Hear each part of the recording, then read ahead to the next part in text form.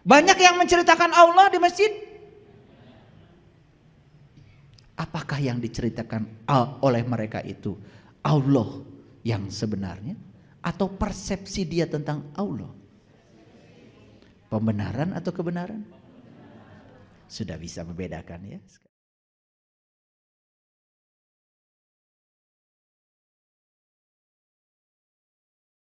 Siapa yang ngasih nama ini buah naga?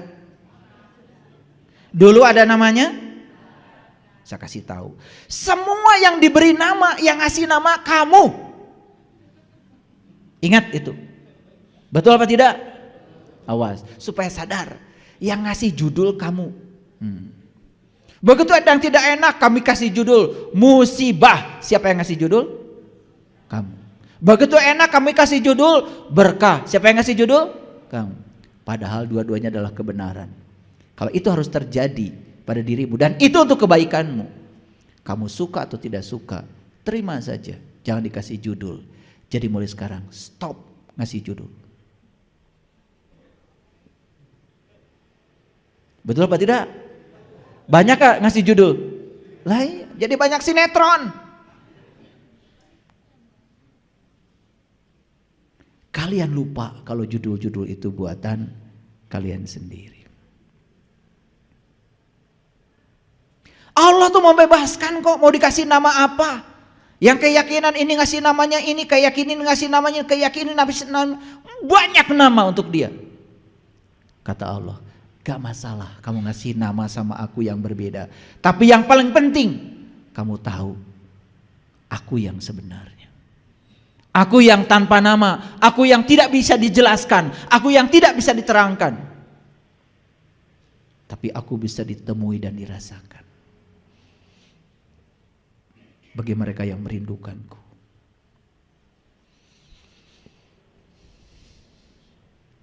Semangka rasanya gimana? Udah mulai pintar sekarang, udah mulai pintar, gak terjebak lagi. Pokoknya gitu deh, itu kebenaran. Pokoknya gitu deh pun sebetulnya tidak bermakna apa-apa. Saking susah membicarakan yang kita rasakan. Ini saripati alam semesta. Perhatikan saya. Sebetulnya yang dirasakan di jeruk itu bukan hanya kecut. Rasa gula ada, rasa garam ada, semua saripati yang ada di alam semesta ada di situ. Cuma ada yang dominan, ada yang tidak dominan. Kan begitu. Saking sulit menggambarkannya daripada dijelaskan. Sudah, kamu beli jeruknya, kamu makan. Dan saat makan sadari, kenapa saya bisa merasakan semua ini? Bukankah karena kita bernafas? Betul? Dan kalau kalian sudah tidak bernapas lagi, nggak bisa merasakan semua itu. Makanya kalau saya lagi makan, ini sama komunitas, saya jamu makan. Gimana makanan hari ini? Enak ya. Kenapa enak? Habis ini kita akan bersama makanya. Salah. Karena saya sedang sehat. Salah. Jawabannya apa? Karena kamu bernafas. Itu aja kok. Betul? Terus napas siapa? Bukankah napas itu adalah wujud kehadiran sang semesta yang ada dalam diri? Betul? Jadi kenapa kita makan terasa enak? Karena kehadiran dia. Sadar enggak? Ya, stop dulu sampai situ, ini kejauhan ngajinya. Kejauhan, disilir. Stop dulu. Oke, ngerti ya? Oke, sekarang lanjut. Ini yang sebelah kiri, siapa itu? Siapa? Saya juga nggak tahu. Saya juga nggak tahu. Nggak tahu. Tapi kalian bisa nggak merasakan apa yang sedang dia rasakan? Sedang merasakan apa itu? Hah? Sakit apa kira-kira? Apa? Salah semua. So tahu. Yang bisa merasakan yang dia rasakan ya dia sendiri. Gimana sih kalian ini ngajinya kemana aja selama ini? Mules. sakit pinggang, itu ngarang semua. Itu namanya prasangkamu terhadap itu. Lihat saya semuanya. Yang sedang merasakan yang dia rasakan hanya dia sendiri. Dan yang tahu yang dia rasakan cuma dia sendiri. Kalian apa urusannya dengan dia? Kenal juga enggak? Boro-boro kalian, saya aja yang pasang gambarnya enggak kenal sama dia. Ini kalian tuh selama ini belajar sok tahu.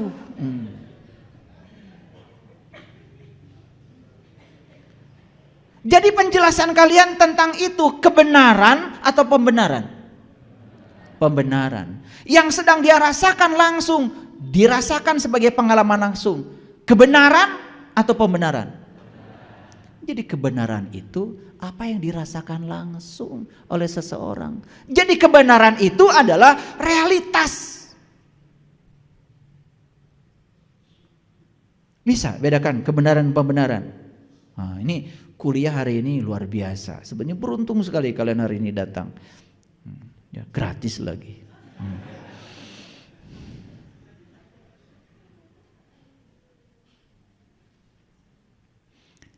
Ini yang sebelah kanan siapa ini? Oh, udah mulai tidak terjebak lagi ya. Nah, kalian udah mulai agak pinter ini sekarang. Udah mulai agak pinter. Dia sedang merasakan apa? Nggak tahu. Yang jelas dia sedang merasakan sesuatu dan yang bisa merasakan cuma dia sendiri. Kalian nggak bisa. Makanya murid-murid di sekolah itu selama ini semakin jauh dari kesadaran. Karena guru kalau mengatakan, ini orang sedang apa? Pusing Pak Guru, langsung kasih 100. Dan yang lucunya anak ini mengatakan benar jawabannya. Itu kan yang membuat kalian modelnya kayak gini.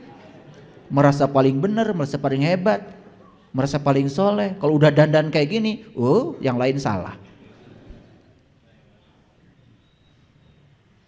Ini dari tadi ketawa-ketawa itu mentertawakan siapa sebetulnya? Nah, kalau kalian sudah mentertawakan diri sendiri itu tanda-tanda masih ada kehidupan dalam diri kalian itu. Masih ada kehidupan. Ya. Dan orang yang sombong, orang yang tidak tahu kalau dirinya tidak tahu, gak akan ada di sini. Dan dia tidak kebagian tertawa. Betul apa tidak? Makanya kalian suka baca surah Yasin kan? Litundiro qaumama undiro abauhum fahum ghafilun. Sering gitu kan? Sering kalian wajah-wajah udah yakin ini. Kalau malam Jumat pasti yasinan ini. Dari wajahnya kelihatan. Tapi ngerti nggak?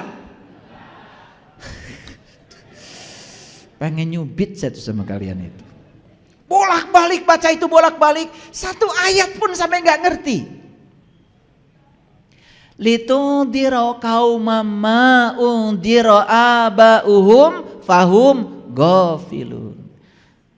Jadi para rasul, para nabi itu sedang disuruh oleh Allah untuk menyampaikan kepada kita semua ya, bahwa aku hanya bisa memperingati kamu yang ikut peringatan. Itu maksudnya. Yang ikut, yang gak ikut ya gak bisa diperingati. Makanya beruntung kalian ikut karena aku bisa memberikan peringatan. Tentu saja saya bukan siapa-siapa. Saya hanya menyampaikan ilmu yang disampaikan oleh para Rasul dan para Nabi. Semoga berkah. Nah, ada kata-kata berikutnya. Litundiro qaumama undiro abauhum fahum ghafilun. Karena peringatan ini gak pernah disampaikan oleh bapak-bapakmu yang membuat kamu jadi lalai. Itu maksudnya. Kenapa bapak-bapakmu tidak ngasih peringatan tentang ini? Karena bapak-bapakmu juga tidak tahu. Karena bapak-bapakmu mengikuti bapak-bapaknya lagi. Nah, bapak-bapaknya lagi mengikuti bapak-bapaknya lagi. Terus turun-temurun. Makanya kebodohan itu harus diputus. Kartos. Makanya dalam Quran surat At-Tur dikatakan, kalau hari ini kamu beriman, hari ini kamu sadar, hari ini kamu bangkit dari tidur panjang kesadaranmu, maka kamu akan bisa menyelamatkan 2 generasi yang akan datang dan yang belum datang. Itu. Ini Quran surat At-Tur ayat 21. Boleh dilihat nanti. Takut saya dianggap ngarang lagi. Sudah ngerti sampai sini? Oke. Jadi sekarang bisa membedakan mana kebenaran, mana pembenaran. Sekarang saya mau cerita. Allah adalah pencipta langit dan bumi. Allah adalah terus Allah. Yang saya bicarakan itu pembenaran atau kebenaran. Kan itu baru kata-kata. Baru kata-kata. Nah, kebenaran itu adalah Allah yang dirasakan langsung sebagai pengalaman spiritual dalam diri kita. Sampai kita satu jawaban. Apa itu? Pokoknya gitu deh. Dan kalau sampai pada rasa itu, yang ada di sini cuma hangat-hangat air mata. Makanya orang yang tahu tidak bicara. Karena orang yang bicara itu tanda tidak tahu, kayak saya. Banyak yang menceritakan Allah di masjid. Apakah yang diceritakan oleh mereka itu Allah yang sebenarnya, atau persepsi dia tentang Allah? Pembenaran atau kebenaran? Sudah bisa membedakan ya sekarang. Sudah bisa membedakan. Maka Allah bilang, aku bersamamu, lebih dekat kepadamu daripada urat nadi lehermu. Allah hanya ingin rasakan kehadiranku setiap saat, rasakan keberadaanku setiap saat. Bahkan aku tinggal dalam seluruh sel dalam tubuhmu, dan tidak ada satu sel pun dalam tubuhmu yang tidak ada kehadiranku. Sudah bisa merasakannya? Kenapa belum? Karena pikiran kita masih berisik, masih menghakimi, masih terjebak benar salah, masih terjebak baik buruk. Itu saja. Makanya belajar untuk melampaui dualitas. Makanya dalam Quran dikatakan, aku telah menunjukkan 2 jalan loh kepadamu, wa hadainahu najdain. Tapi Allah bilang, jangan pilih salah satu. Fala aqtahamal aqobah, cobalah jalan mendaki. Fakur raqabah, dan bebaskan kamu dari perbudakan. Perbudakan apa? Perbudakan benar salah, baik buruk, itulah perbudakan. Dan kita setiap hari diperbudak oleh itu. Begitu orang lain bilang, wah dia itu anu-anu, kita ikut membenci. Padahal kita tidak tahu. Begitu? Sepanjang pikiran kita masih dididik seperti itu, saya kasih tahu sama kalian semua, kita tidak akan mencapai keheningan yang namanya hening cipta. Dan kita tidak akan menemukan realitas kebenaran dalam diri. Oke, lanjut dulu. Siapa pemilik kebenaran? 1, mereka yang polos dan lugu, yang bisa menerima setiap hal apa adanya, tidak suka dengan rekayasa pikiran. Hati-hati loh dengan intelektualitas. Karena intelektualitas itu kadang-kadang menipu. Kalau ada orang yang menjelaskan ini, menjelaskan itu, semua penjelasan adalah persepsi. Itu yang disebut dengan pengetahuan konsep. Dan harus yang kita cari adalah pengetahuan rasa. Pengetahuan konsep dengan pengetahuan rasa beda. Jadi kalau tadi jeruk adalah sebuah buah yang terbuat dari ini itu, warnanya kuning, rasanya itu pengetahuan konsep. Semua kata-kata. Karena yang sebenarnya jeruk adalah makan. Gimana jeruk? Gitu. Beda dengan semangka. Beda.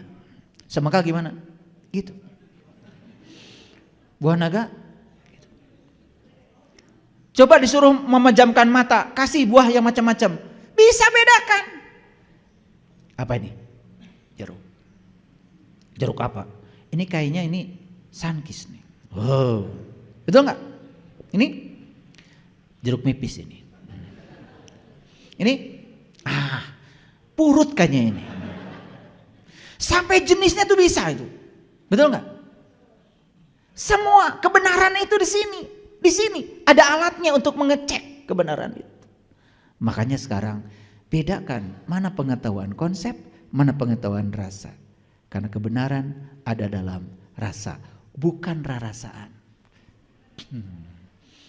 Awas, rarasaan teh asa bener. Betul nggak? Iya, salah pasti. Mereka yang kosong dan terbuka. Gelas kalau kosong, nih. Kalau kosong ada kemungkinan bisa diisi. Kalau terbuka nih, covernya, kafir. Kalian tuh sembarangan bilang orang kafir sama orang lain yang berbeda keyakinan. Duh, kampungan. Nih kafir tuh ini, cover.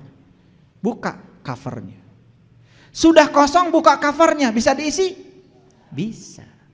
Tapi sudah isi, ada covernya tertutup. Gak bisa.